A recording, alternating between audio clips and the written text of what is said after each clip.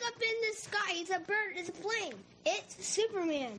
This is Dan Jurgen. This is Jason J. Lewis, the voice of Superman on Justice League Action. This is Mark Wade, writer of Superman Birthright. And you're listening to the Krypton Report.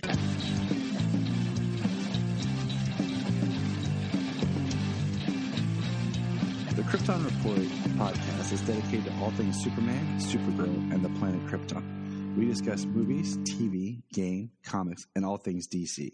So join me, Tyler, with my co-host James and Jania. Wake up in the morning with Tyler and James. That's right. We're coming at you live, your favorite morning show, directly from the heart of the U.S., Ohio, the land of Superman. I'm Tyler, and with me is James. That's right. Welcome to our morning show where we ship everyone's name and piss off the villain.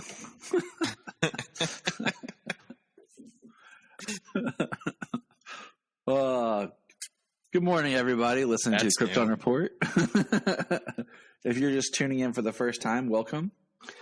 I'm Tyler, your host, the Superman of Blue, and with me is the man of muscles, the man of steel, the Superman of red, James. We're just having a good time here. We're from Ohio, the heart of Superman. And if you're like, no, Superman's from Kansas, yes, but the writers were from Ohio, the creative team. It's kind of cold here. And we say that because, last week we were trick-or-treating, and I was wearing a T-shirt, and then all of a sudden it got cool. It was like, fall. And then I woke up now, and it's frozen outside. I'm starting the car, and my wife's like, where's my coat? Where's my coat? Right? Like, I can't leave the house without a hoodie. Got to start the car every morning because there's frost on the windows. I don't mind the hoodie, but man, it was a little cold. But let's get into some news. Let's see what's going on in the DC world. Let's see how everything's progressing. I got a couple of things here. All right, so we found out the Trench movie has been canceled, and it was going to be more of a Black Manta project. And you know what? I'm kind of bummed. The more I thought about it, because this could have been a really cool HBO Max type vehicle. A little, 90 million alien inspired, but in the ocean horror type film, like adventure horror film. That could have been really neat. But yeah, that we got that official word. Yeah, that's that's pretty exciting. It would have been a Black. Yeah, straight up. The new suit is fantastic. Can't wait to see what they use from the Black Manta film in the Lost. And it makes me wonder about stories, if what they had in mind for the Trench just kind of got rolled up in something else in this, but it's kind of a bummer. Let's see. Have you been spoiled on who's coming to Stargirl? I have not. I don't want to spoil it for you, but I'm about to. Go ahead. So Stargirl just wrapped up its second season. Awesome. I just want to give a shout out how much I love Luke Wilson on this series. There was a scene where his character Pat was doing something, and someone's like, "What's he doing, Dad?" And I'm like, "He's being a good parent and a good man." And I want to give a shout out how much I really like him and the show. But the episode ends, and it's fun because it teases how season 2 was Summer School, have the subtitle of Summer School. Right. Well, the next season is entitled Frenemies because of the people that move in next door. That's what I'm going to say right there. I'm not sure how that's going to work, but hey, it's all good. So how many episodes were there? 12. 12, okay. Well, I mean, that's basic, a proper length first line. Exactly. And next, so there's a little bit of a post-credits tease in this season, at the end of this season, and we see in costume Mr. Bones, who will eventually become Director Bones, maybe. Played by, and one of the most recognizable voices in television, Keith David. And if you're like, who's Keith David? Goliath from Gargoyles. So he has that voice that just is commanding. And it was just kind of funny because it's a character I thought, like, man, this would be a good character to bring in. It could have been a good floating character in the Arrowverse, like on Supergirl, on Arrow, if they would have done like the magic. He could have just been around. And well, I mean, they had years. Exactly. And if you listen to, it's kind of funny, if you go listen to the latest episode of Supergirl Radio, Rebecca just kind of goes off on how much she loves Mr. Bones, but how much she's mad that Mr. Bones is coming to Stargirl and not their show. But sometimes she's like, our show's ending. And it's just like, where's he been? It's just kind of funny. Right. So I'm like, because it's one of those things that I understand, because I have my show now, Superman and Lois, and Supergirl. You stole all my storylines and all my villains. You literally have Lex Luthor on your show. Yeah, he's been the villain the last seasons. So don't tell me about stealing from my show. But that's cool. You know, I'm excited. I love Stargirl. I love what they're doing. It's been a great, just a great time. Batwoman this season's been pretty good. That way that they have summer school and next season, it's like each season has like a trade name. Right. They name each storyline trades. Exactly. It's a collected 12 episodes, 12 issues. Yep. Sometimes the trades are split up in one story arc, 6 issues, piece. But Solomon and I watched the Batwoman Killer Croc episode. And it wasn't bad. I mean, it was good. It just, I would have liked some more Croc, but he looked awesome. And the way that they're doing Batman villains, like, without doing the villain proper. Like, so far, it's been Mr. Freeze, Mad Hatter, and Killer Croc. But it's, the Mr. Freeze one was neat because if you remember, around when they did the Crisis stuff and the crossover before with Batwoman. Yeah, we saw Nora Freeze, however they say it on the show. And she was played by Stephen Amell's wife, young, 30-something. Right. And then now Nora Freeze is played by a 80-year-old woman. And I was like, dang, did they mess up in those writing? But they address it. That she's like, that after she got thawed out, everything, she was good. But Victor had already passed. And the aging was catching up to her. She was aging more rapidly and catching back up to her. And that's why she's old. And it makes for a good storyline because it works, because you're not like, wait a minute, you were this young person. How are you old? So it worked. We got an announcement more about the Colin Farrell based Penguin movie. And all it says is, the Batman spinoff focusing on the Penguin is set to begin filming in the middle of 2022 and will serve as both a prequel and a sequel to the Batman movie. And all I can say is, all right. I mean, yeah, it could work. I mean, I think Colin Farrell's a great actor, and if he's able to pull it off, I mean, absolutely. Right. Well, Warner Brothers is not afraid to tap in that Batman. It's all they ever have.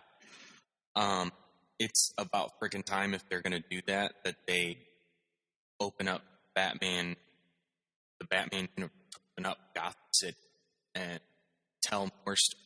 Because that's the thing, is so many of the characters have characters, and they've never, they just throw them in as secondary storylines and stuff like that, where nothing is fleshed out. Exactly. Or they give them a solo movie that doesn't exactly make a lot of sense. Yeah, or that has no real connection to the comic at all. Just kind of hold the name. So, looking at you, Joker. You know who you are. You know what you did. So yeah, there's that, which is cool. Let's see, we got our poster for Armageddon. What do you think about this poster? I mean, it's a character. It is. It doesn't look like they took a new photo of anybody, really. They just kind of put it together. It's got Barry real big in the middle. To the side is Iris doing like her back pose, and then under her is Batwoman. And then we have Ray as the Atom. We have Sentinel, and then we have Mia as Green Arrow, and then in the front and small is Black Lightning. And somebody said the poster was, "Oh, look, anyone we could find." Anyone we could find, right? Well, I mean, that's funny. it's kind of sad because, of course, it's nice to see Brandon Routh back, but of course it is, But it's like he left his show. He's been gone. And then from Supergirl, they get Sentinel. Like, they get Alex. Well, I mean, understandably so, though. Supergirl is over. Right. While they're filming this. Like, we haven't seen the finale when we get ready to see this beginning of the new season. Right. So that's the point. But so we have one person whose show is canceled. One person who left their show. The next person is Mia Queen, or Mia Smoke, or whatever they call her, as the new Green Arrow, which we don't really know what she or where she is because last we saw her, she was. Yeah, and they screwed up her whole storyline by trying to do that backdoor pilot that didn't really work. So she's from a show that doesn't exist. Then we have Black Lightning, who is my favorite to see him interact with Barry again. That's the one that I'm most excited about because I love their interaction during Crisis. And his show doesn't exist anymore. Yep. And then we have Batwoman, which is interesting because her show is in its newest season currently airing. And it spent an entire season transition to what it is now, retelling, getting to be a hero story. Right. And nobody knows her. Yeah. She's Batwoman, but nobody knows that somebody else is Batwoman. Right. So I'm just kind of like, this is going to be a very interesting kind of, like, it's just like, oh, we wanted a spin-off cult, but everyone's too busy. Like, we did our Diggle crossover this year where Diggle appeared everywhere, but we're not doing anything else with him because that would have been awesome to have Diggle show up. Yeah. I mean, his final lines when he left was really, and they'll bring David Ramsey back or something. Right. Something that will service what they've been teasing forever. Because they teased Jordan years ago. What, season 2 premiere Arrow?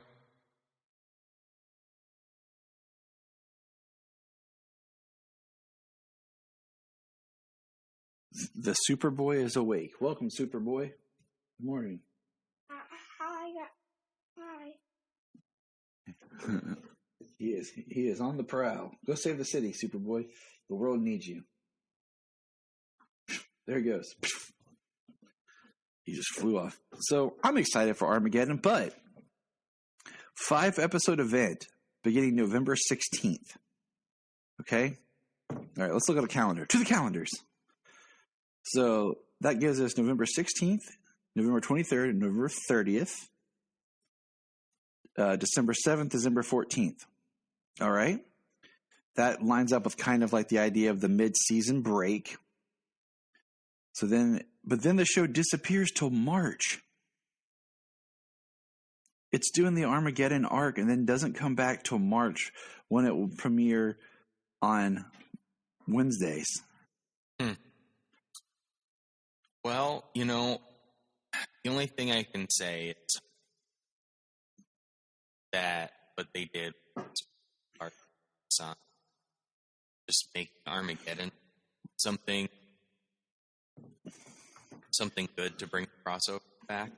And I agree. It's a different style of a crossover. Yeah. and that'll just get something like that. I don't know, perhaps Like the fresh season. Yeah, the Flash proper story. So it's, Yeah. it'll be like this was what happened now, and now we're back to just telling the story of the Flash. But I know Jamie has some catching up on CW, so binge the crap out of some shows and you're catch like, up to something. you're like, look, lady, just sit down and start watching. Okay. Yep. And our last bits of news, we saved the best for last. January 11th, 2022. A day before Solomon turned 7. Happy birthday to Solomon from the CW. Here is Superman and Lois Season 2, premiering at 8 p.m. Ta-da! And not That'd be only a good is... birthday. Exactly, because that's what we joked about last year, because it was supposed to be in January, and then they pushed it to February. And not only is it returning in a good, time frame, considering how everything's bad, somebody's coming back. We're getting Lucy Lane back, as Jenna Dewan is returning as Lucy Lane, who we haven't seen since season 1 of Supergirl. So that's awesome.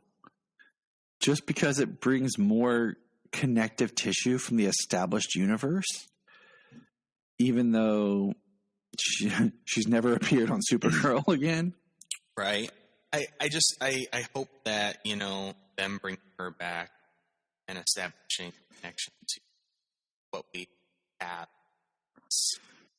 is done well. Like, they took time to do the first season, which had almost zero connection to the rest of the Arrowverse. Yeah. But, as they make connections more slowly, probably, but they're able to bring it in and make it make sense, because we have had Crisis since. So we don't know how much the world has changed. Made it seem early on, he arrived on Supergirl, been quite a bit from what it seemed on Superman and Lois. Not sure all that's happened in 20 years been on Earth. Exactly. But it'll be nice to see, because there was one episode where Lois was arguing with her dad, and she mentions raising herself and all this and about being a parent. And I'm like, this would have been a perfect scene to drop a line about Lucy. And we have speculated if Lucy, still exists or whatever. She's thing I'm curious about is she's still coming back as a member of the military. She followed steps season. Right. She's still that after Crisis. That is going to be interesting. And I mean, it's also it's nice to see that they just kept her casting, because I actually, I enjoyed her as Lucy, and the fact that we did get a different Sam. We've addressed that. So just like we got a different Morgan Edge. So it's nice to see. Yeah. So it's just nice to see kind of, more of that just kind of connectiveness. But hey, and then the last little tiny tidbit is Superman Lois is at 8 p.m. Because behind it, 9 p.m. is going to be Naomi. So I can only speculate that maybe Naomi's premiering in January, right around then. I don't think her date on. All we had was a teaser scene. Yeah, that's all we've had. Is it? So that's that still gives 2 months for them to drop stuff. They want to start airing it in January. Exactly, and use the Superman Lois to pull in the crowd, So it's Absolutely. So let's take a quick break, and then we'll jump into comics. And if you want to have a good time, keep listening to the Krypton Report. Hey, can I get $1? Sure. That's what friends say, right? And we all know that we all have $1. We spend $1 on crazy stuff. We have a loose change around the house probably for $1. So why not help a friend out? The Krypton Report, of course, has a Patreon, like every podcast does. But unlike other podcasts where we're asking for a lot of money, we're just saying, hey, shoot us $1. $1 a month, help us keep the podcast going, and help us to bring entertainment to you. And you can hear the fun voices of me and James. So go to patreon.com/Krypton Report and give it a shot. Thanks.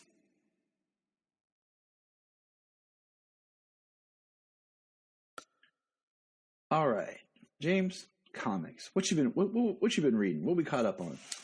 I know we got a couple, but let's see if we're on the same page. Yeah, so I caught up on Actually, give me a sec. I have to run upstairs to grab my Son of Kal-El number. Upstairs. Run, Rudolph. Yeah, but I'll give you my other quick list. Superman 78 number. Got that. Superman and 30 number 4. Got that. And Dark Knights of Steel number 1. Got that. All right, now I shall return. And you're back. Wow, man! I am back. Yes. You're like one of my kids running when I tell them to walk and to listen, compared to when I actually tell them to run. Awesome. All right, so let's start with Superman the Authority number 4, because it's the conclusion of a Grant Morrison epic that I feel like I have to read a couple more times to get everything out of it. But yeah, they also, I think I'm going to have to get this 4 issue. But did you see they also have a Superman and the Authority like one-off special? I actually do have that. I just haven't read it. I did not know about it, so I did not. I have it held for me. I got to pick it up next week, and we'll talk about it then. Because I was like, talk about that next week. Because I'm wondering if that book is what maybe ties in a little bit more. Because all right. Okay, well, we've seen. Let me throw this out. So we've seen the Authority in action, right? When they were talking about yes, and yeah, and you, I mean, remember Future State? There was a praying Superman, right? On or. So it's very interesting. Yeah, because what's going on. Because like this whole thing, like it's just kind of weird to me. Okay, because I know we're kind of jumping around with this story without spoiling here, but I love all the yeah have across. I mean, we have a line about JFK later in Superman. Knowing him, we have Superman talking to Brainiac, basically saying that their game is done. Lois makes a comment. Where is it? I don't want to paraphrase it. I want to just. Hold on.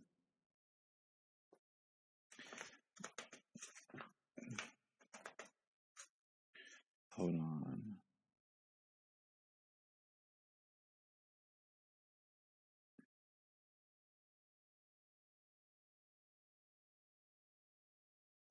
Where is it? Maybe it's right here. Hold on.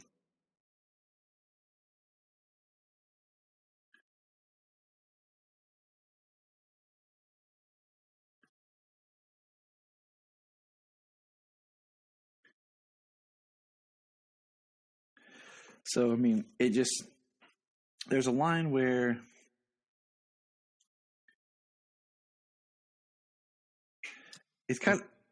there's a line where it seems like Superman's been playing down the whole losing his powers thing, where it's been kind of more of him just making it seem that way. And there's a line where he says, if what I've learned about kryptonite is true, I have no choice but to leave Earth. So there's a lot going on. with where this book, like, when does this take place compared to the suit?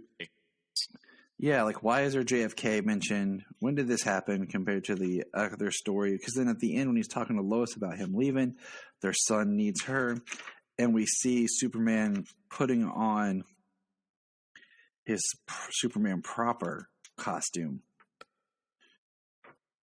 Yeah, well, so, I mean, as the story goes real quick, let's go through it a little bit if you're having some issues. So we open up on Kandor, and Ultra Humanite has Superman trying to body, and Superman is not having that. It's really because they talk about how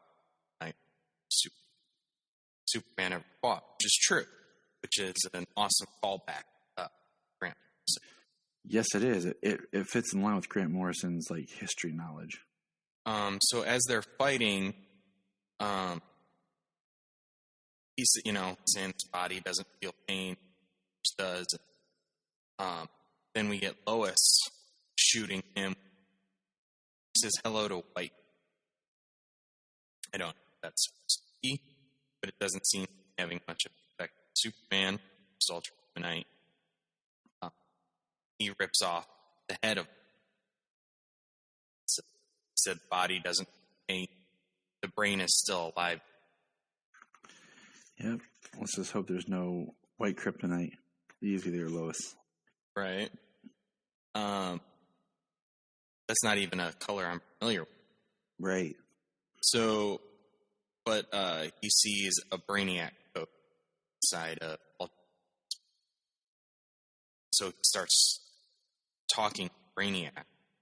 And it appears that a lot of these things are happening simultaneously that Superman has anticipated.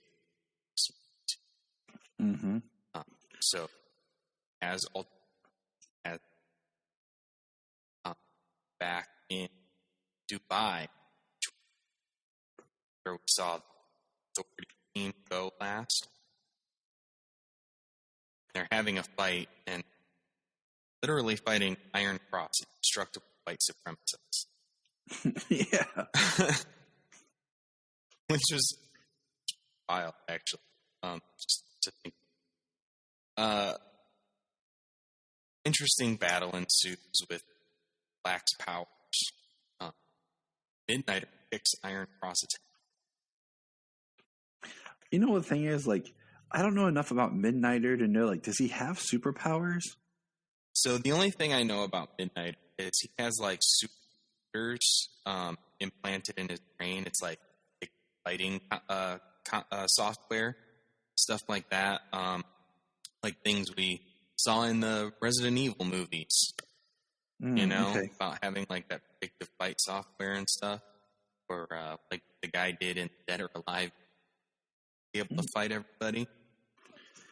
Okay.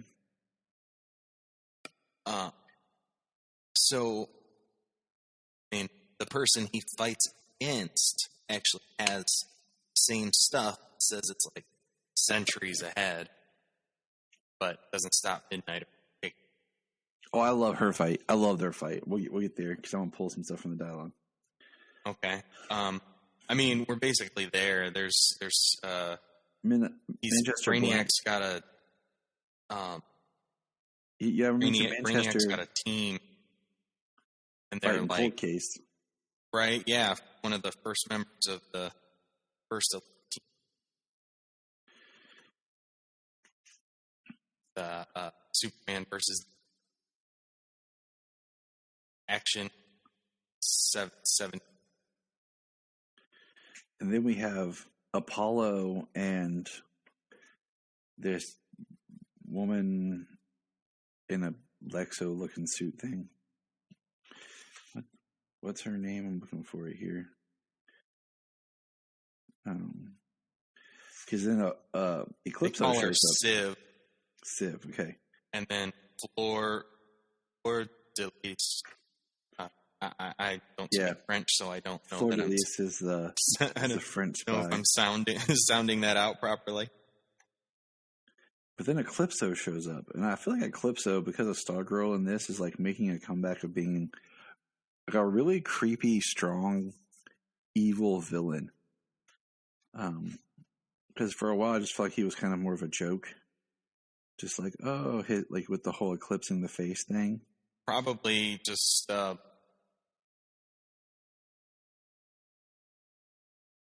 more in the magic of things, and since the Justice League Dark has kind of opened that side up since the New 52, probably been more popular. Because what I love is Eclipso's there. He kind of comes out of nowhere. He's got Light Ray, and you have this line right here, where he talks about, Eclipso's like, when I see light, my instinct is to paint it black, and it's like, you deserve to die. And then you have Apollo, like, Eclipse is vulnerable to strong sunlight, and then the next page is just him doing his thing, and where he's pure sunlight. Right. Like, he just takes down Eclipso. I mean, if you're going against Eclipso, I don't think anybody better than Apollo. Maybe the Ray could be comparable. Yeah. But when it comes to strength, though, Apollo's got that on Ray. It's just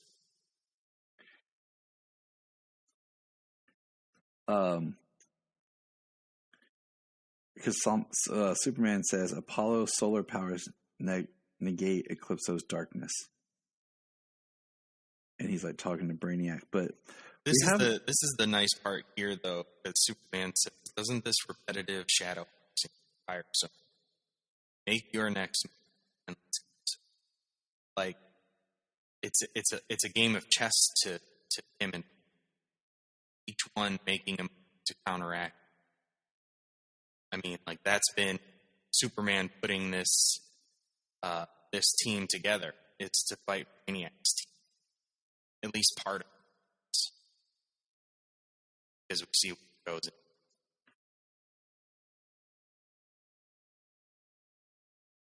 in. This next page of Midnighter and Fuhrer fighting is my favorite. Because Midnighter's like, if I wasn't married, if I wasn't gay, I'd marry you just for the fights. And she's like, you're gay? Et tu, monsieur? And it used to be you would never run into others out queers in the field. Is this a combat or a pride march? I sense your heart is somewhere else. How much are they paying you? And she says, a fortune in Bitcoin. Ultra Humanite says his art will be priceless once he rules the world. And he says, you need serious financial advice, or we could fight to a stand. And then he kicks her in the face. As she says, I'm listening. And he's like, thought for the day. Bone spears are made to do one thing, and it's not to hand out financial advice. Yeah. That line is nice because she calls his fight soft primitive to her. She basically compares it to a bone spear, like cavemen, as opposed to what she has. But he ends up not. So it means even though hers is more sophisticated, his is made exactly. Hers is too sophisticated. As the battle continues, we see Enchantress, who I almost forgot was there, Natasha Irons, and then we're back to the brain of Ultra Humanite and Superman. And Superman basically giving his final words to Brainiac, like, our game ended here. And Brainiac's like wearing like a suit with a monkey on his shoulder. He says, someone else can thwart your eternal schemes, Brainiac. And then we see a body that's like the Ultra Humanite looking for a brain. And then we see him walking and it says, "What should I wear to kill his son?" And like you see all kinds of different bodies that the Ultra Humanite has had over time. What do you think about that? I mean, it's pretty crazy, because all the brains are like, it's copied. Right. Weird. So copies his brain. I mean, what should I kill his son? Should anybody sue the master?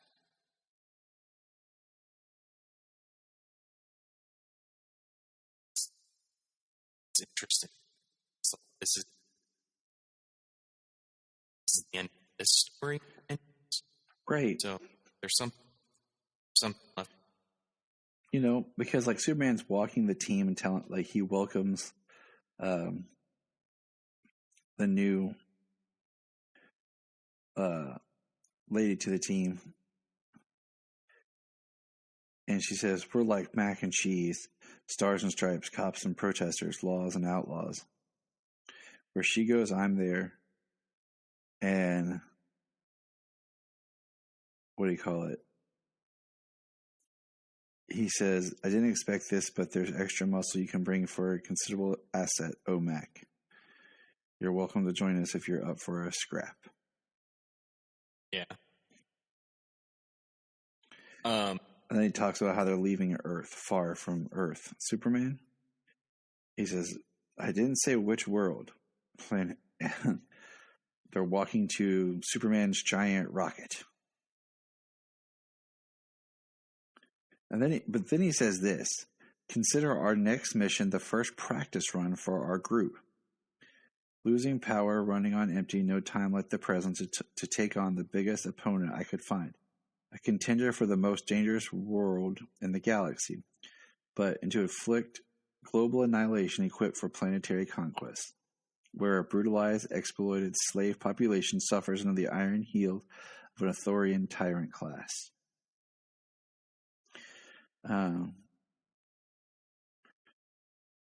Black says planet Earth's long lost twin by the sound of it. And he says, "I'm talking about War World, Mr. Black." But the way he says, "Consider our next mission the first practice run for our group," makes me think that they're going to go do something before they get to War World. It's interesting. It says, follow Superman in action. Yeah, and then the next page says later, and it's him putting on his Superman proper costume, talking to Black, and he talks about how he found a piece, basically, of the wall. And the wall, which was what we saw at the beginning of Action's current. Right. And it says "Light Ray is" writing on the wall. And it says "to be continued." And that's where I'm wondering if that other book that we were talking about comes into play.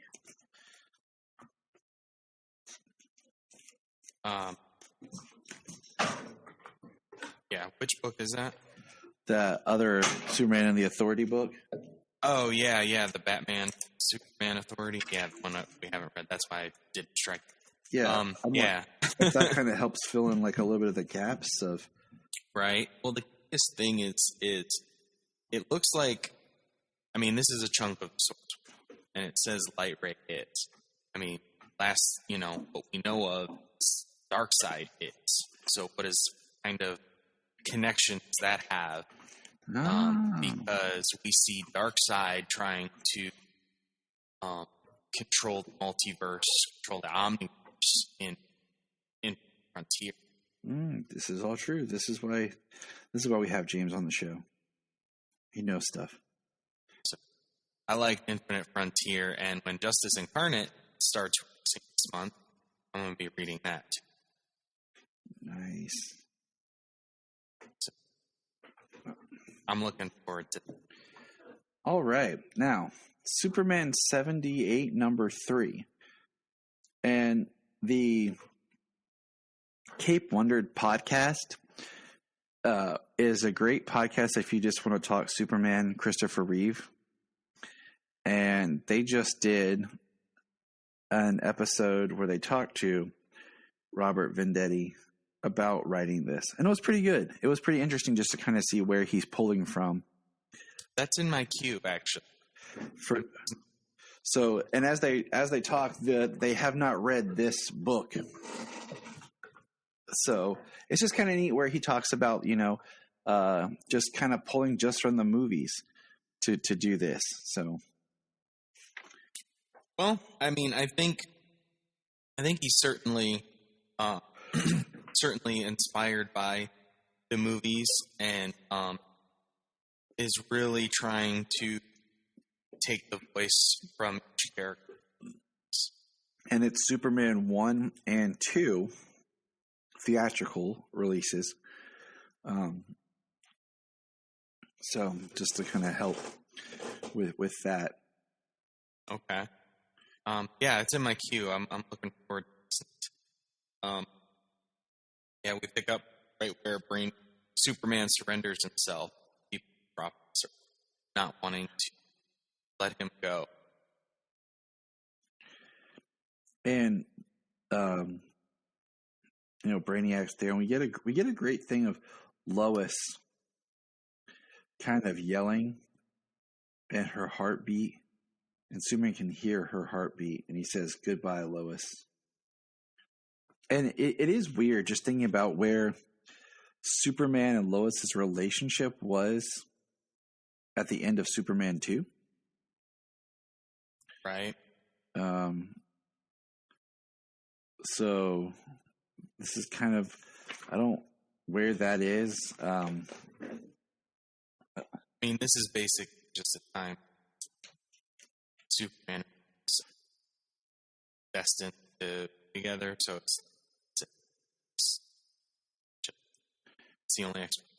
I mean, I guess even though Lois completely doesn't know who Clark really is, cares about Clark, or I have gone on record. I was never a huge fan of in the movie how they did the Lois and Clark romance. Yeah, absolutely.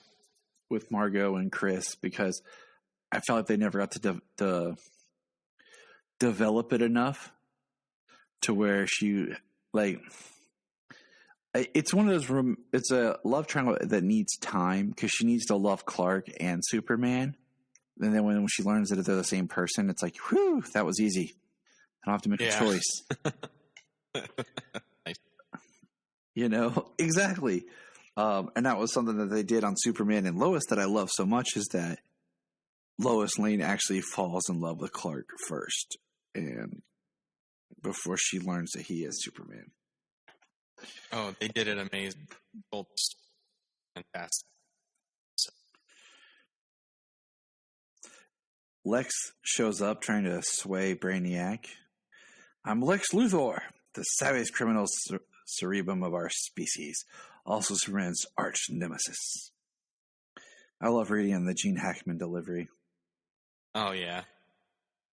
I mean, you even reading it in your head, you just have to elevate to that Gene Hackman over the top of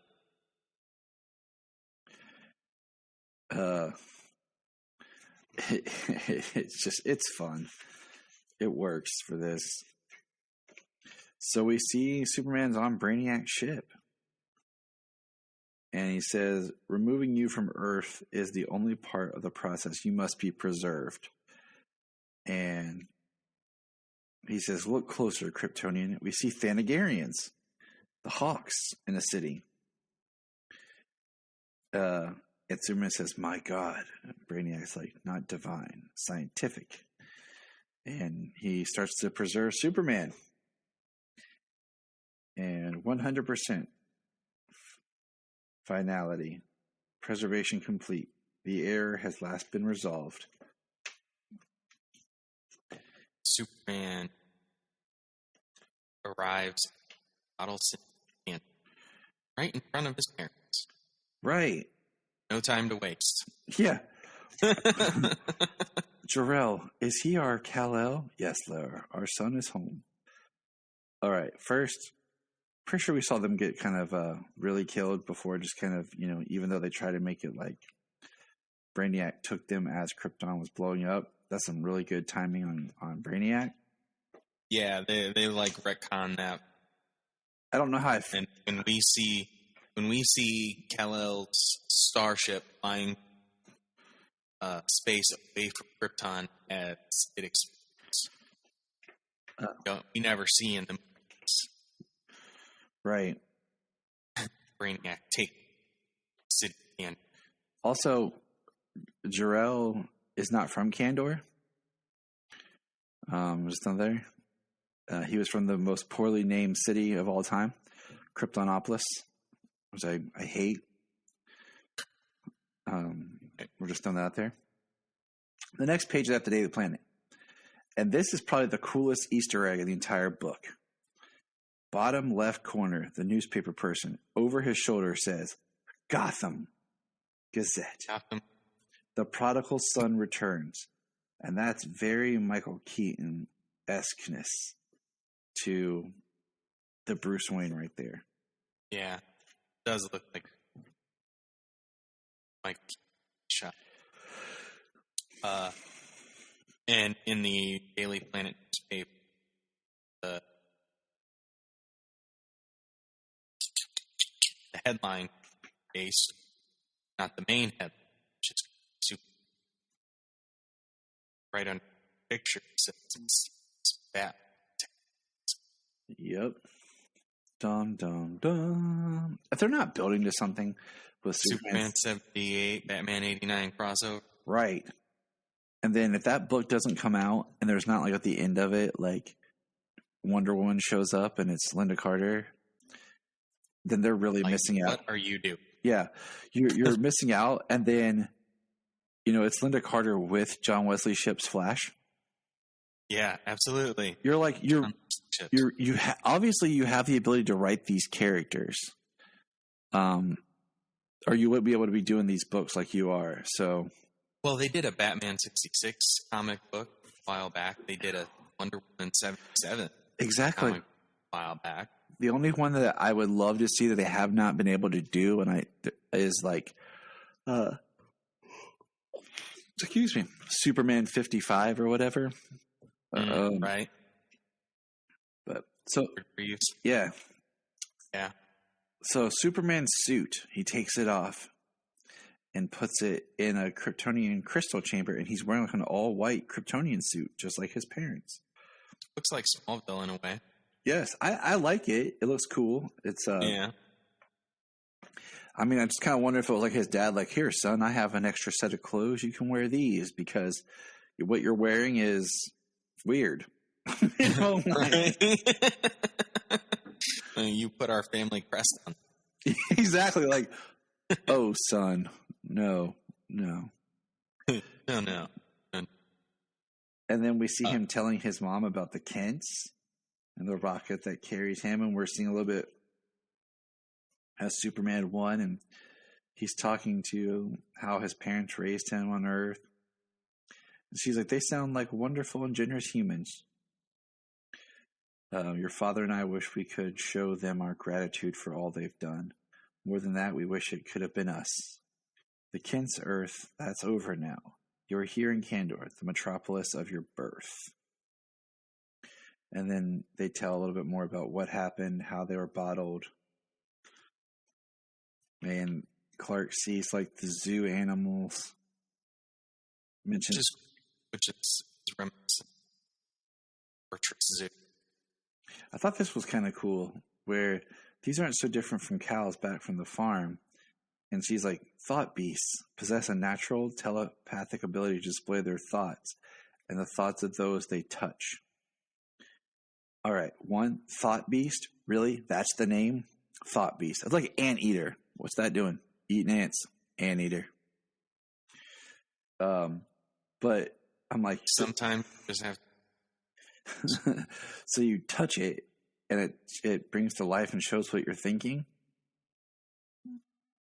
Apparently, he's thinking about Lois Lane. Flying with him somewhere.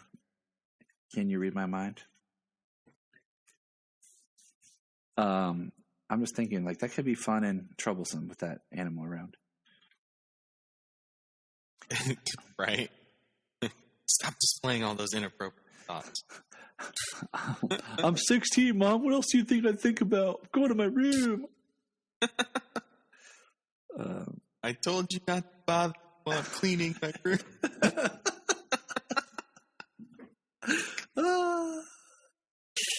Oh my god. This guy gets it. Oh man. People are like, what are they talking about? It's okay. So side tangent. It's a quote from the movie Scary Movie, because Brian was over the other night and wanted to watch that, just to kind of talk about it. And because one, it's 20 some years old and neither of us have watched it since, but we are ramping up our Scream series rewatch to prepare for Scream 5, also titled Scream, which I hate also. The whole just make a sequel and title it the same as the original. Yeah. So he was like, we'll kick it off by watching Scary Movie first, and then we're doing all the Scream movies. I guess that's a good way to go.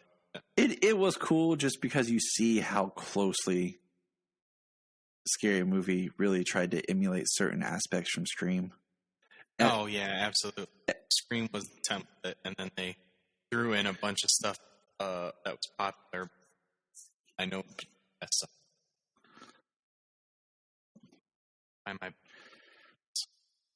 Yeah, and then it just starts becoming everything under the sun after. Yeah.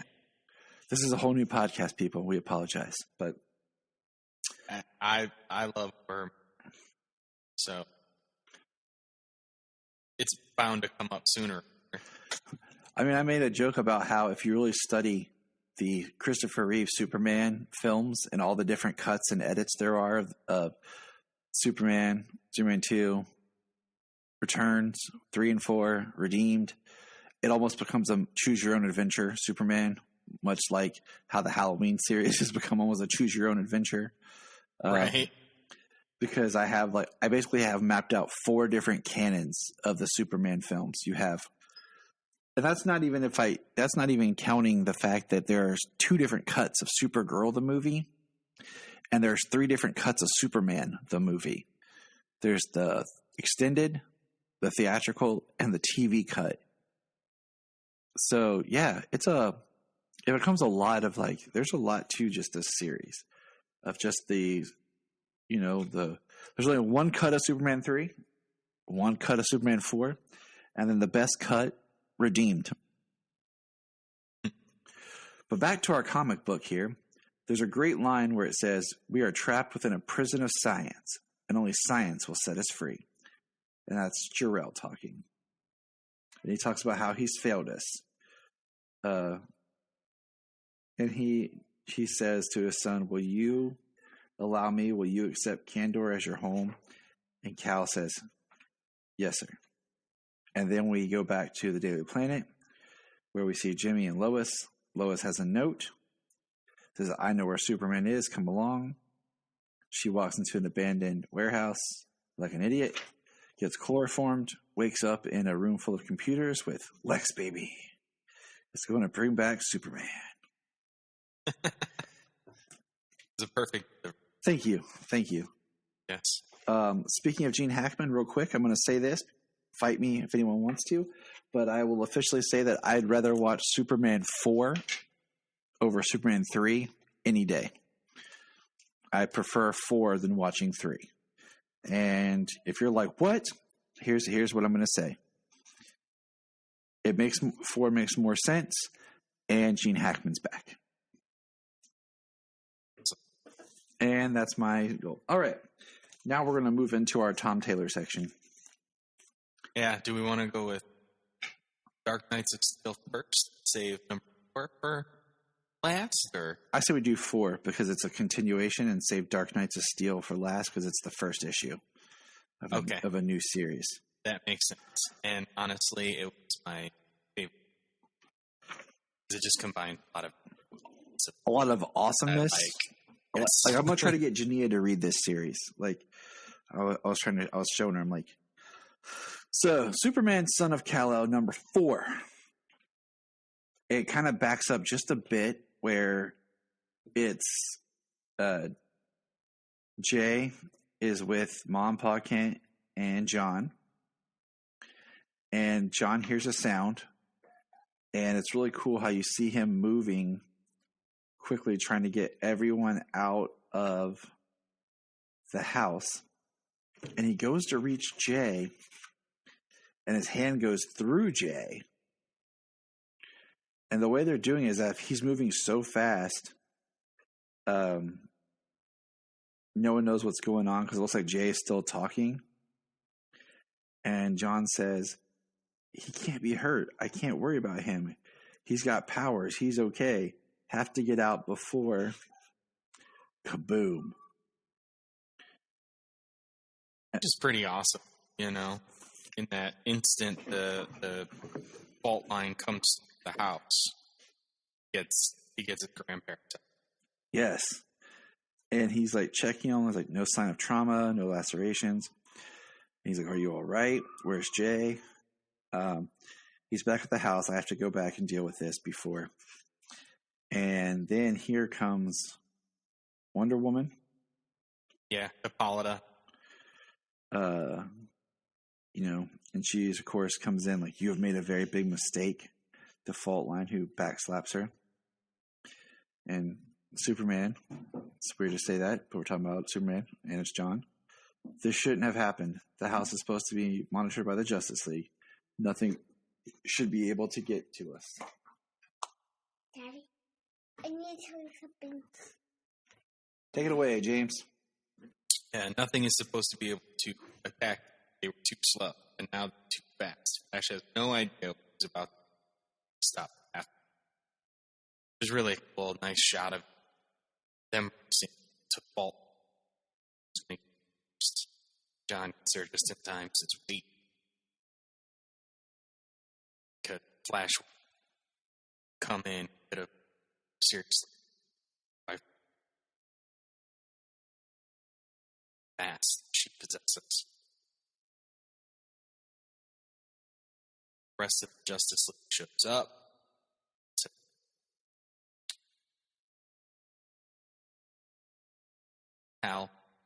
Al showing up and to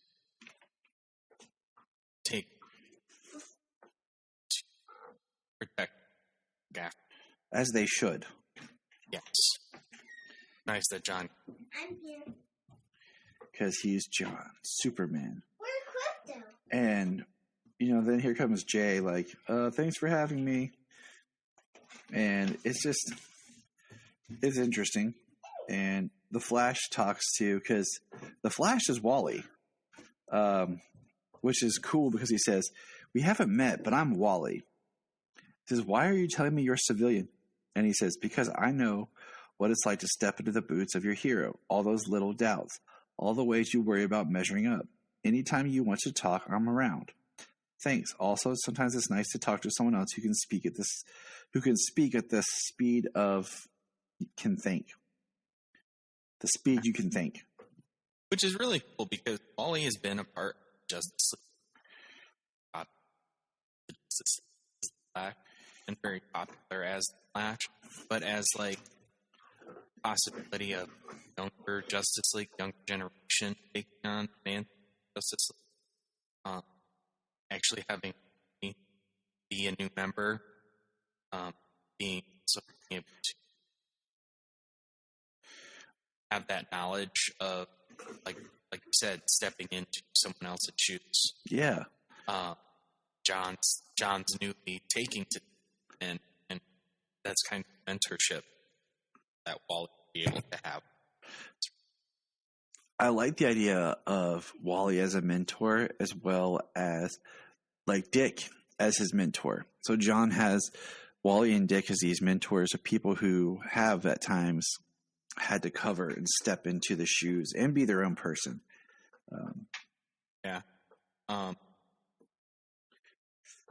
Which is awesome. But because Wally's the Flash right now, but last time we saw the Flash, got transferred to Dick's.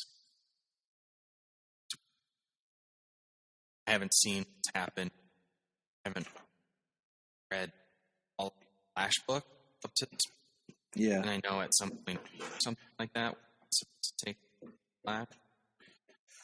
So between Flash and Justice Incarnate and Infinite Frontier, I don't know. Or when does it happen? Me too. And then we get down to him talking with Jay, like, you have powers. And he says, right, that was easy to address. Are you okay? And he says, John says, no, I'm not. This was my fortress. And we see pictures of John as a young person with a cape, with his grandparents, eating with his mom and dad. And, he says, we knew this could happen the second my dad told the world who he was. He told the world who we were too.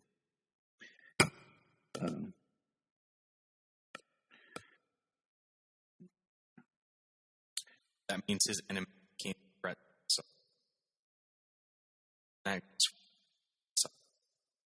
yeah. And says he doesn't think it's a coincidence.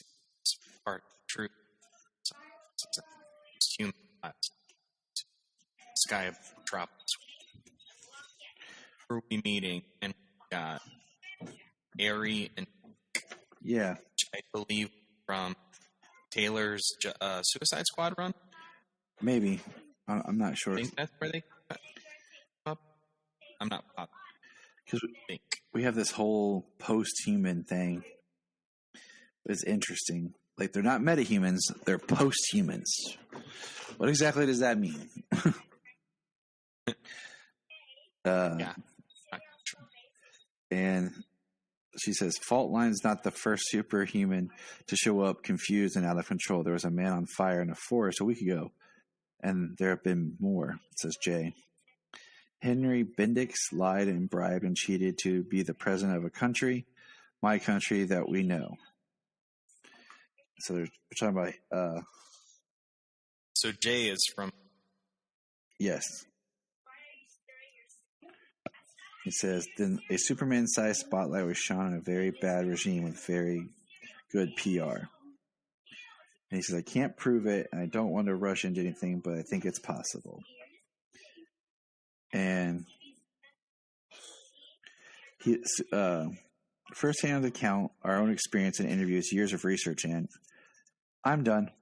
What, you've read all of it? That was a lot of work. Could you maybe read it twice or something? Can I take this? Sure. And it says, is he joining the truth? I certainly have a plan for that. I mean, I know that they're building up to like this relationship, but with them, I still don't fully trust Jay. And I think it's just some of the art and stuff in it as well, but there's something there that I just don't fully trust yet. Chelsea. Maybe it's just the fact that he's hiding. Didn't tell him that he had powers. They didn't tell him that he was from. So, who knows? John takes the files that they've all collected to of course. To do what? And attack grandparents if I was half dead. If Dad were here, he's not here.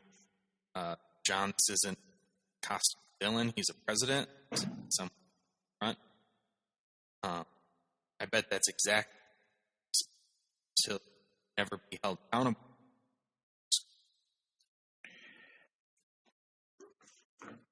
The thing here, no, I don't. Do you honestly think I can stand by it happen? No, I know far too well for that. John, breath, win, head, try not to cause it. National I won't do any. Just. And he goes to talk to him. I didn't first, so.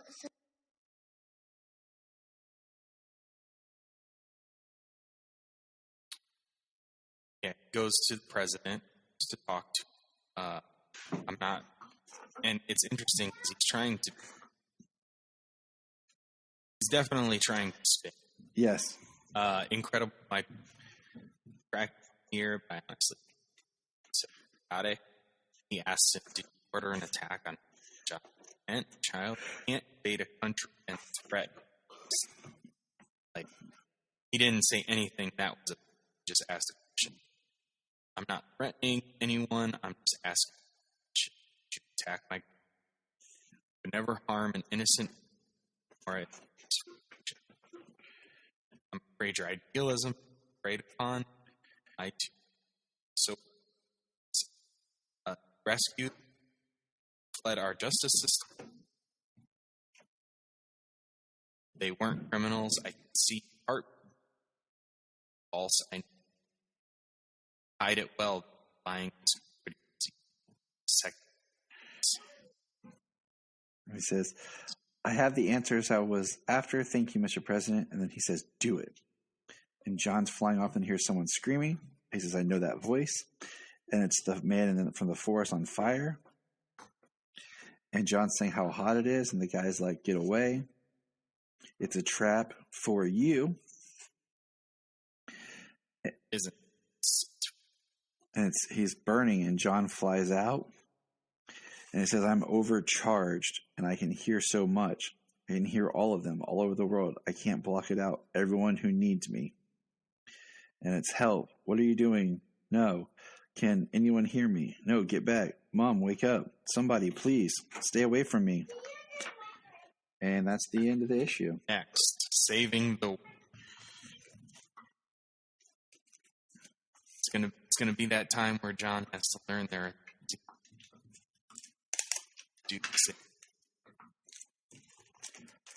Yeah.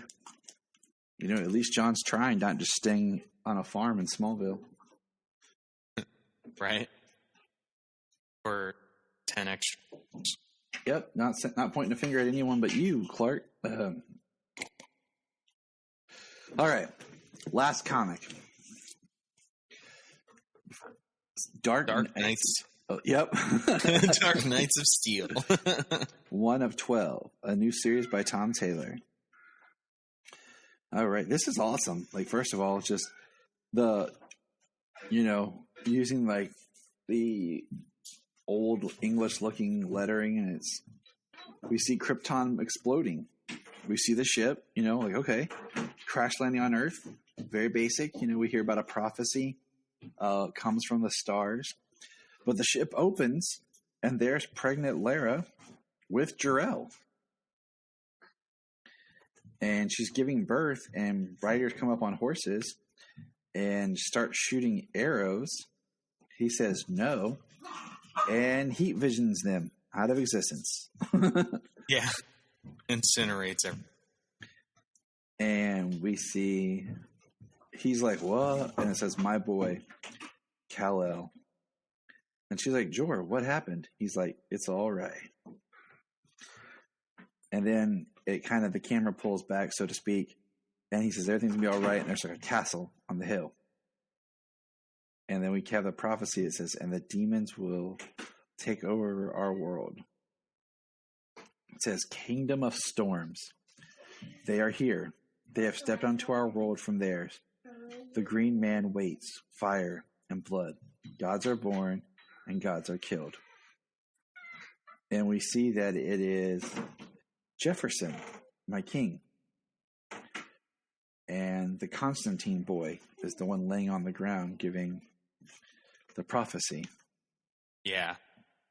So you can see early on that this seems to so many different characters.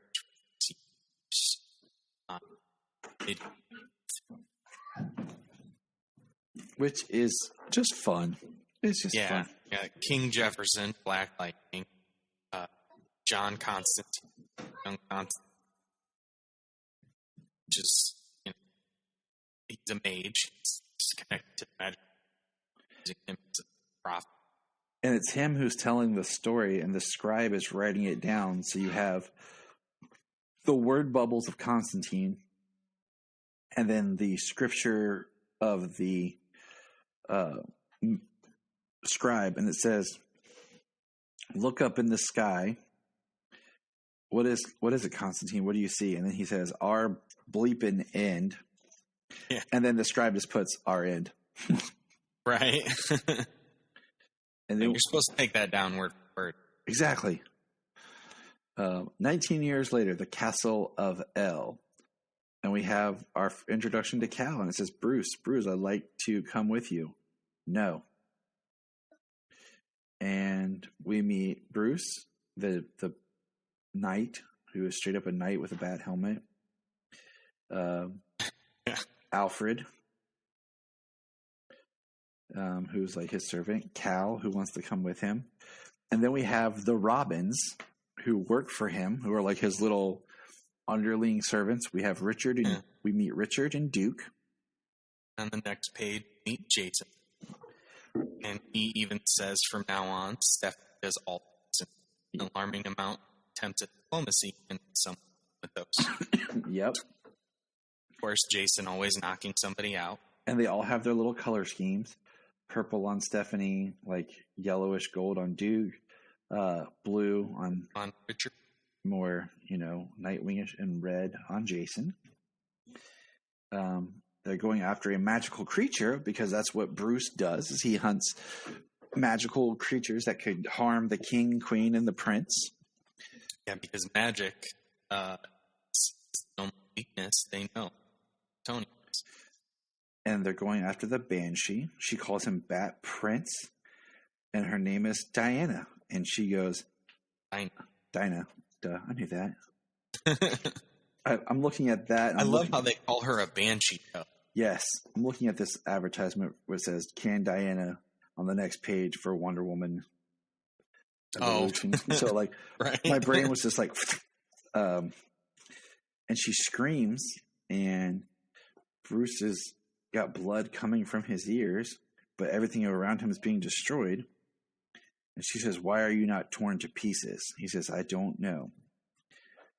And then all of a sudden, just a hand over her mouth. You don't look like a monster. You just look scared. Which is interesting, though, because they talk about magic, and she's screaming again. She's screaming at Bruce, and Kal flies in with his hand. Magic at like, put him on his ass. Yes. But she's not magic. Right. But I try to think, okay, medieval, what do they think is magic? Everything. Absolutely, yeah. And that's why they call her a banshee, because she's that powerful place. Like, he says we should probably find a way to gag the Banshee. Yes, says Bat Prince. Are you all right? Yes, I'm fine. You're bleeding from the ears a fair amount for someone who's fine. I'm fine. Sure, stoicism is a well-known treatment for brain injury. Bring her. What's nice about it early on, see Batman tell that line. So he's still very much Batman line. That silent glare he gave, that's too. like he's even still got that glare that Bruce and Batman. And we meet Quinn. Bruce! Do you know what? Yes. You have an unconscious woman on the back of your horse. If you're trying to make a centaur, that's really not how it works. Do not torment me today, Quinn. But you're so much fun to torment. So I think this is a fun version of Quinn. Harley. I like her look. Very classic. And then we have... Yeah, she straight looks like Jess. We have them in the audience with the king and queen. And immediately they're like, why did you take Kal with you, Bruce? I'm sorry, King Jor-El. It was an error in judgment. And then Cal's like, don't lie for me. He didn't take me. I went on my own accord. He says, I see. Kal, we want to protect you. And I will not stand by while Bruce and his Robins risk their lives to protect us, not even axes break on my skin. He says, the Banshee, you found her, blah, blah, blah. You believe she was coming for us. And Cal's like, she wasn't. My Robin in Jefferson's court learned a magical assassin had been sent. And Kal says that doesn't make it her. So I wonder if that's Tim. I wonder if that's where we'll find Tim. if Tim's the Robin in Jefferson's magical court. Oh yeah, that could be interesting, right? Because how are you going to have Stephanie and not Tim? Yeah, gotta have. I mean, that's still not even everybody. Could Barbara, Cassie, Yeah. for all we know, could Carrie. Ugh. Please no. So, I like how Kal is trusting. That doesn't make talk about every good brought to this. They are not innocent; they are magic. And Jor is like, we're the last of our race. If I had my way, you would be sitting here instead of us. And they see you as a god, and I am a bastard. And Kal says, and who cares? He says, the entire kingdom I serve. Our traditions do not stop at the whim of a smiling spaceman. Your traditions are the most backward, idiotic. And then Jor-El's like, all right, that's enough. Bruce, take That's a walk. really cool, though, because it's really cool, though. That means it was Bruce's family's king, and the only reason he sit Scots, but Kal and the king need not treat him as if anything less. That they're there for ceremony. That he belongs to see. Yes. And then they come outside and there's a storm going. And it's a storm, Bruce. It's just thunder and lightning. Yeah, that's not good. Mm-hmm. I have every reason to fear thunder and lightning. You should too. And Bruce basically says, I believe I am cursed. And he talks about how he was not damaged. And we see Green Arrow sitting there in a tree, all Robin Hood. His costume is pretty much the same. And then what we can believe is Green Lantern powering up his... Yeah, the rings. And he's like charging up his arrow tip. And it will make the distance. The magic will do the rest. See, look, the magic. Yeah. All your aim. So what is interesting is we know that Alan Scott's right. Not Bill from the Green Lantern battle. It says the only thing in question is your aim. Hey, my aim isn't a concern, Green Man. See, there's the Green Man, as I talked about earlier. So Green Arrow shoots the arrow, and then basically Jor-El's, you knew you were a bastard. That was never hidden from you or the kingdom. Thomas and Martha had too much misplaced honor for that. Your mother and I. You were a mistake. You were not a mistake, but what Martha and I did was. You were my son, Bruce. So Bruce is half Tony. And Bruce is Superman's half-brother. Yeah. And younger brother. And then, of course, Jor-El gets shot in the eye by the arrow and falls down, with Bruce having heat vision. So, of course, everybody loves Batman so much that now we have to make him not only just Bruce Wayne Batman, but he's half Kryptonian because we have to make him the greatest character there ever was. Give him all of Superman's powers, too. Right. Well, the interesting thing I'm curious about is prophecy. Right. The story Green Man hates fire. So Kal-El was born, Bruce was Jor-El dies. Yep. From the Green Man. Swifter than a crossbow. It's an arrow. And up in the sky, what's going to happen? What's the future going to have? Just immediately, his father said that he's part of the family. That he should be a prince. That he is a prince. to the current, body.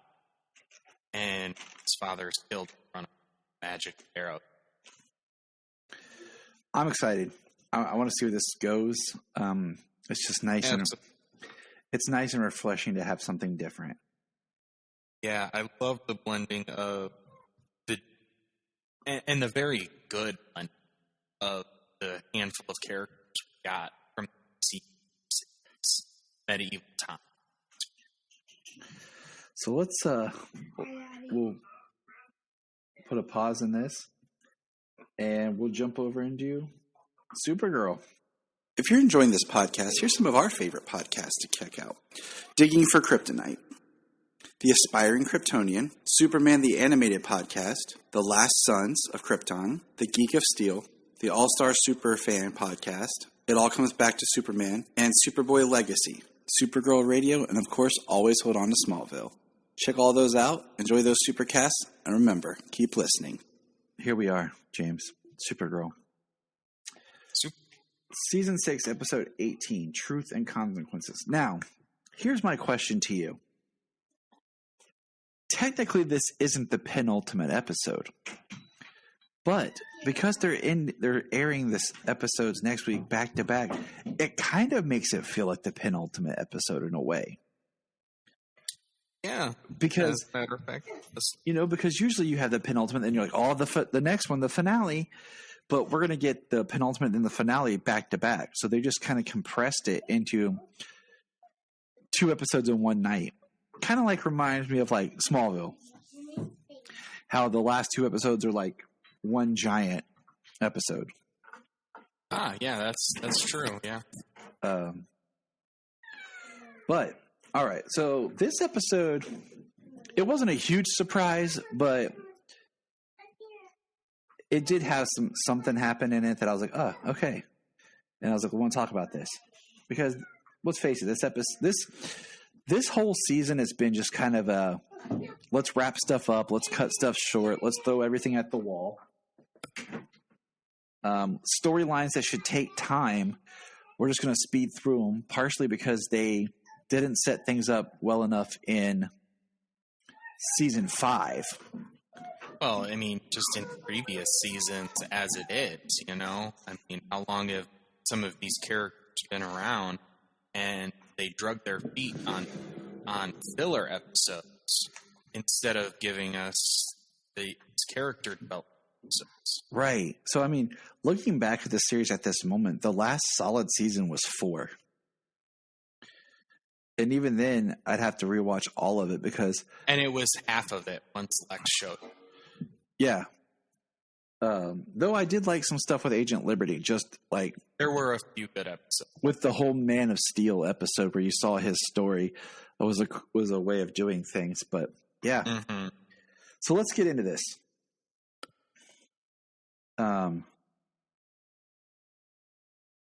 We find out that Otis told William that Lex is building an army of Lexo suits.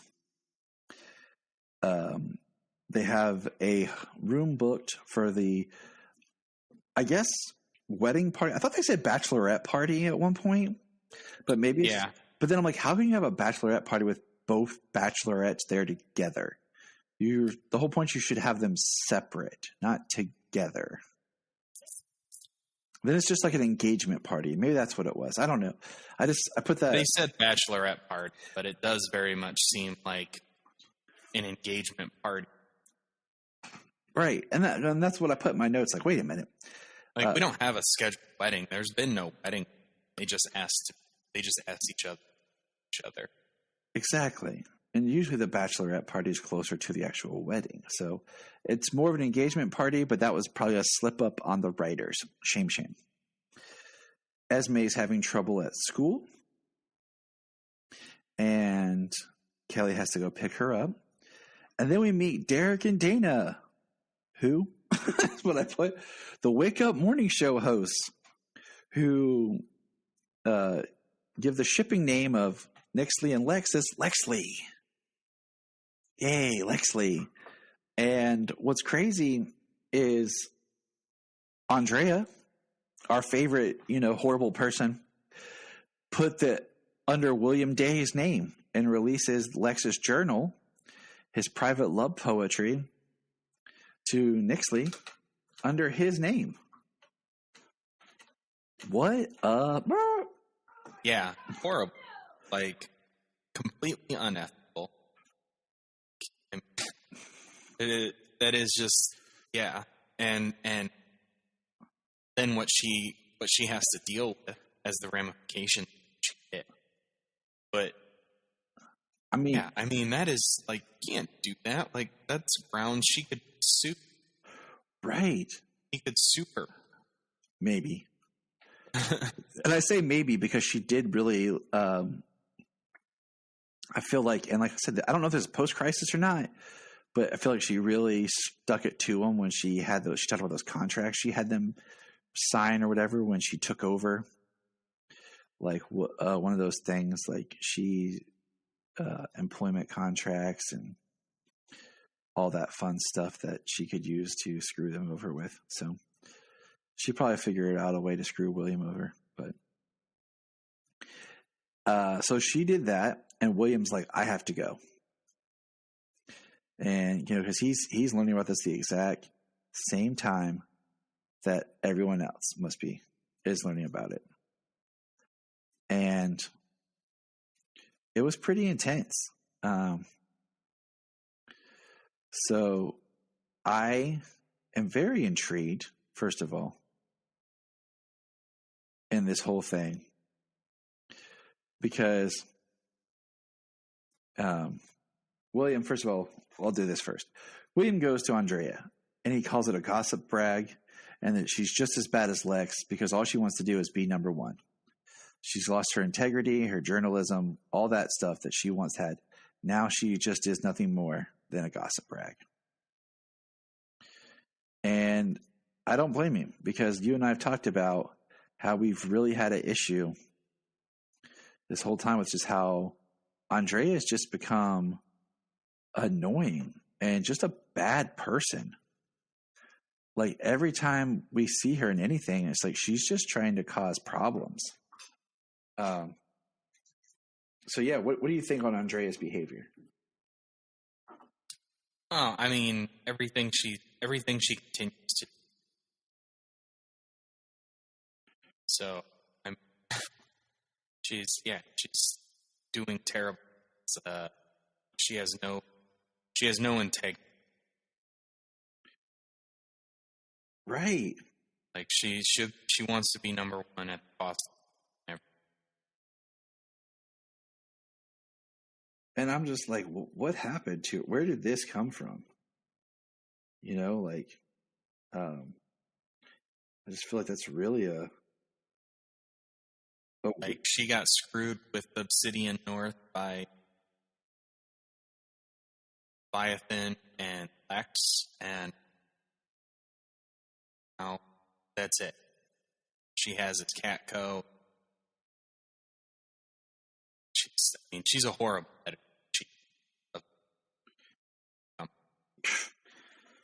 I mean, yeah. She's terrible. She is a horrible person. But so she does this whole thing to William where, you know, she puts his name because he says it's, you know, it's my reputation. It's my name that you're dragging down. And she's like, blah, blah, blah, blah, blah. I'm Andrea, blah, blah, blah, blah, blah. Yeah. I mean, she even calls Lena to, like, find out if she's a horrible person. And basically said yes, but, you know, choices. Proof. Yeah. That. Lena's trying to be a good person, but, you know, Lena couldn't have just been like, yeah, you're something. Yeah.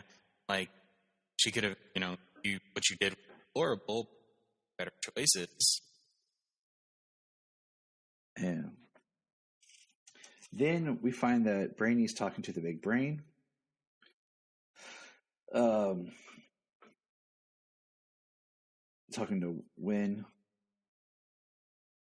And then we have him talking to himself, which was really cool when they call him Quirrell and all that. And he's like, Quirrell. And what do you think about that scene?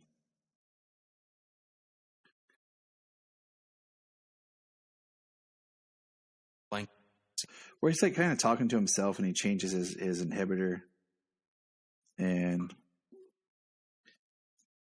it basically is talking about like what's going to happen to him when he does go. Oh, yeah. When he's talking to the other version of himself. Yep. Yeah. I mean, he's Jesse Raff doing a job. Very strong emotional act in Yes. that part. In being told to sure, yes, big brain, and I mean, according to him, he's going to cease to exist, but all. Yeah. And he will be part of the big brain consciousness. And he's like, why me? And He did a good job on side conversation. yes, he did. I enjoyed watching it. I enjoyed the fact that they had different looks. They had different personalities. Awesome. Good. So moving forward, we have Nixley basically use the truth totem to prove that Lex, everything he's doing, Lex loves her. Pretty simple, you know. Lex is in love with Nixley. He didn't want to tell her, but he's trying to prove it to her. Like, what can I do to prove to you that what I say is correct, you know? And so they use the truth totem. Yay. And that's all cute. We see them in armor together as they're fighting the Super Friends. And can we just throw it out there that the show is no longer Supergirl? The show is the Super Friends. Because honestly, out of every character on the show, Supergirl has like the least to do. It's like they're rushing instead of doing a really good like kind of breakdown of showing us that Kara really doesn't have as much to do anymore. She's not needed as much. They're just like rushing through everything. And it just makes her feel like she's just hanging out on her own show doing nothing. Yeah. I mean, if the goal of the show, of the end of the show, is to be that, you know, Supergirl has brought together, can, you know, do everything instead, she went to future something to happen to. I mean, that'd be, but it's not something that they've ever addressed or tried to make that seem that was what was happening. Mm-hmm. Yeah, it just feels very shorthand. Like, kind of like Alex is getting married. Alex has Kelly and a child. Her life is being fulfilled. I've left Catco. They even say like, Catco's such a big part of Kara. And that's all being stripped away. So you can kind of see where they're like starting to like, we'll peel all this back. And I'm just like, you could have done this better, but it is what it is. We'll see how it sticks. Yeah, I mean, yeah, for sure. But anyways, and can I just say, like, where's Eliza? Like, their mom's still alive, and you think their mom would want to meet, you know, I don't know, quote unquote, Alex's grandchild, and you would think that she'd want to be around for her daughter being married. Yeah, just throwing that out there. Yeah. But no, she's not anywhere to be seen. Or like, you know, Alex, they had this whole thing. Alex and Kara have a huge fight about Kara trying to explain to Alex her feeling, you know, of not being able to control her powers, because we learned that Esme uses her powers on accident. Because there's a new alien in class.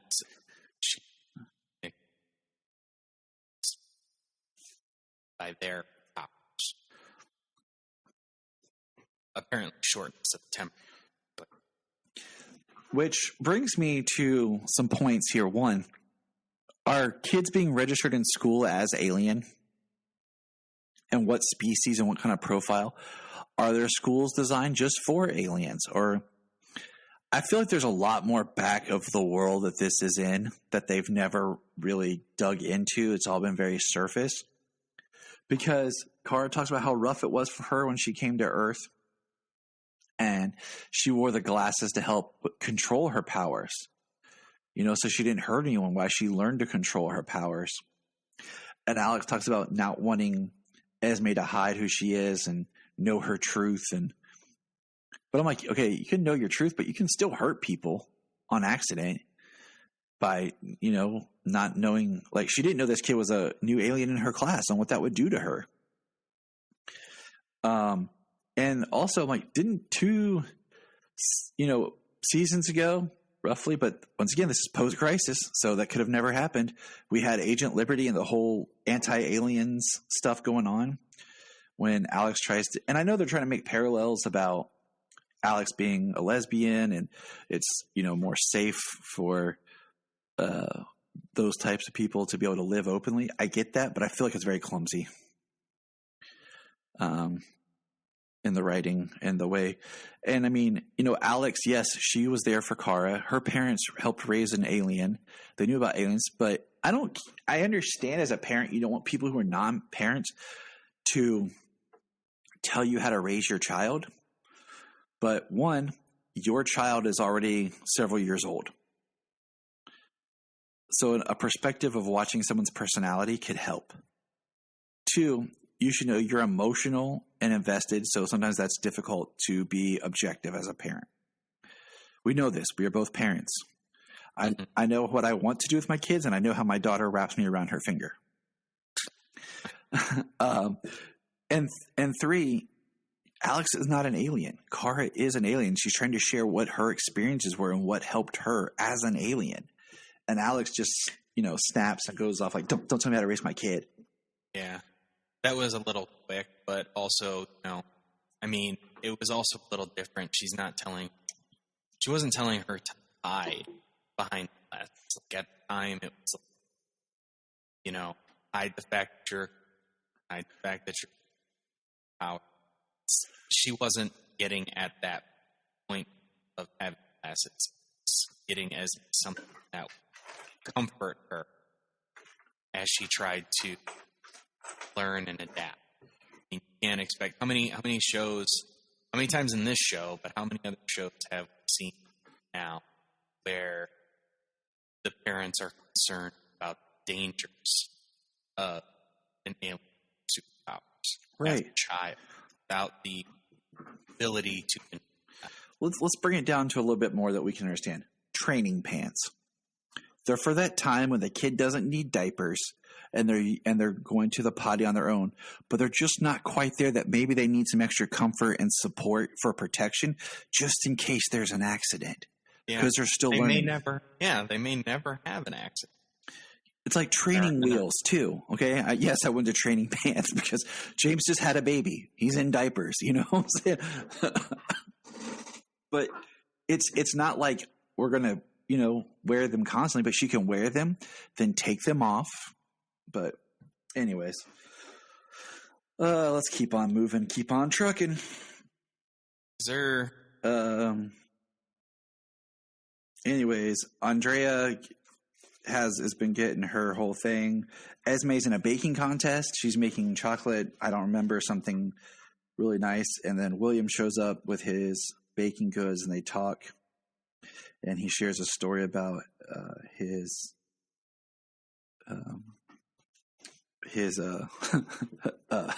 experience. And so when his baking experience from like his aunt and from India. Yes. I just was looking at my notes for Brainy Lever. They called Brainy a Debbie Downer, and he says, I don't want to be Debbie with a sad surname.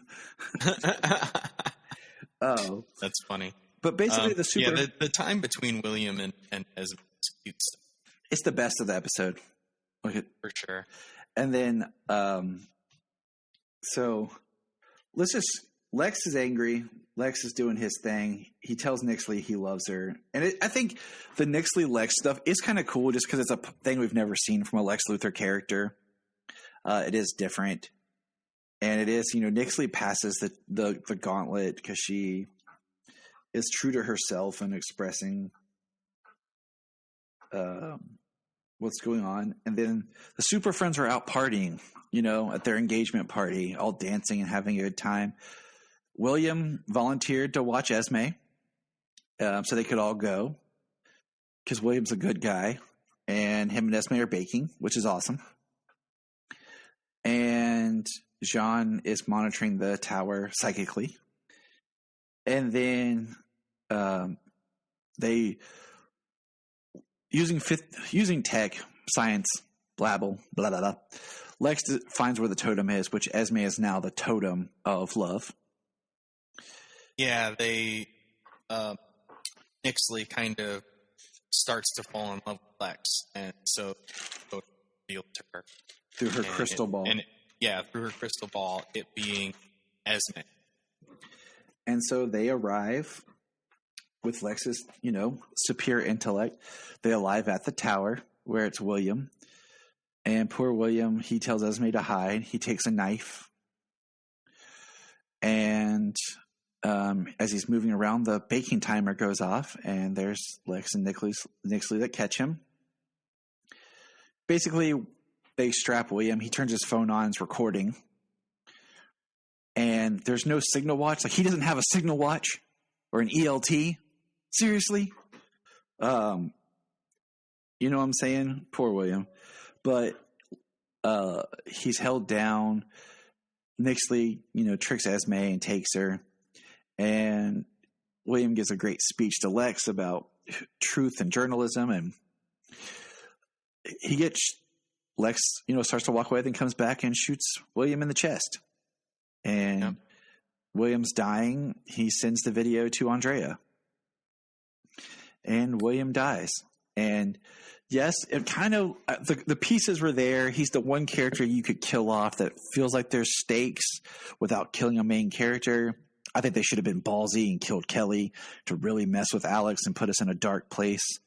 Because I feel like the writing's got so lackluster that everybody's just happy, bubbling around. Like, we needed some darkness, and I'm not that kind of a person, but I get tired of like the no stakes writing, nothing's going on.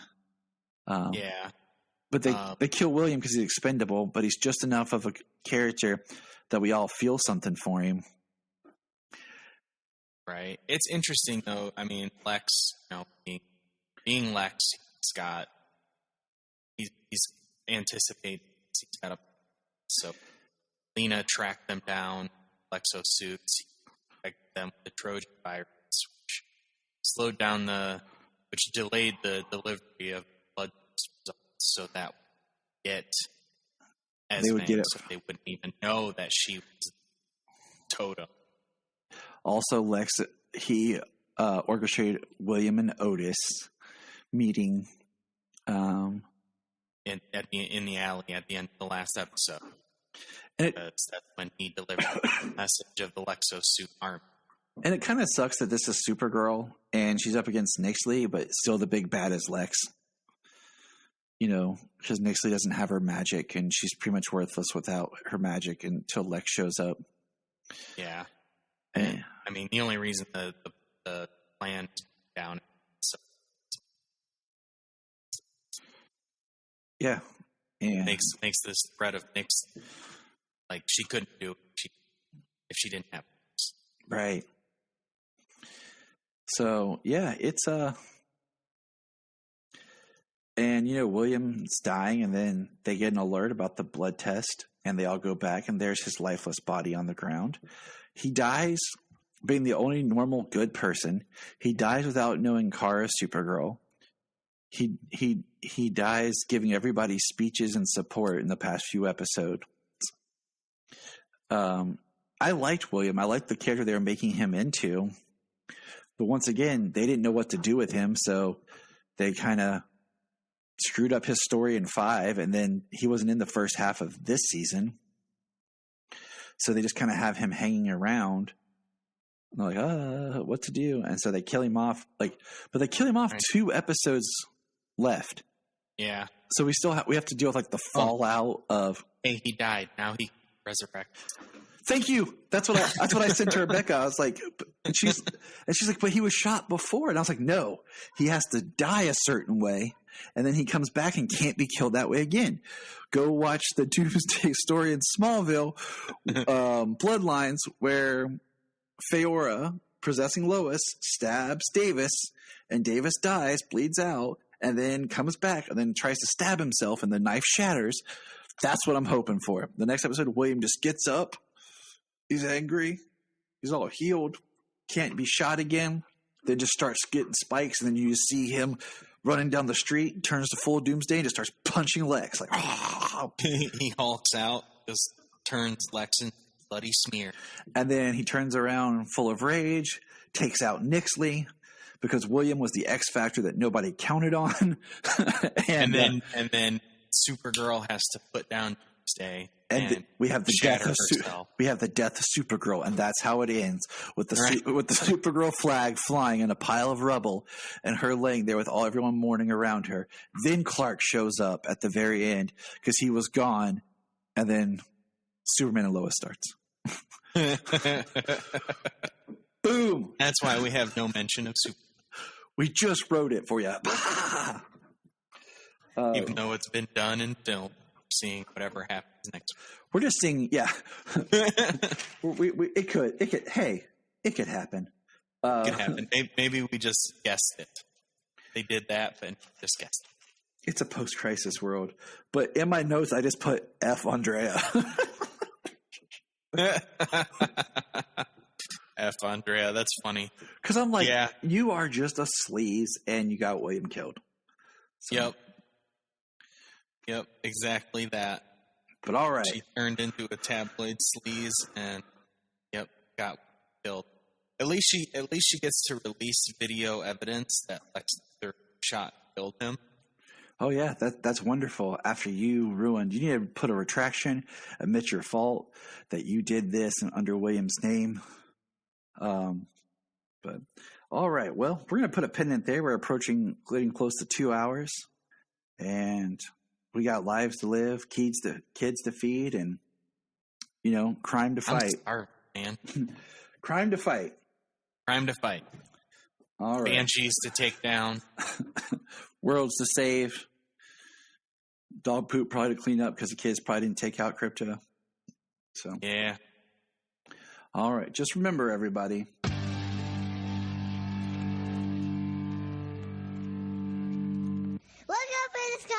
The Krypton Report is a Tears production. We thank you for listening and enjoying, and please support us on our Patreon account, our TeePublic store, and check out our social media. Always remember to look up in the sky.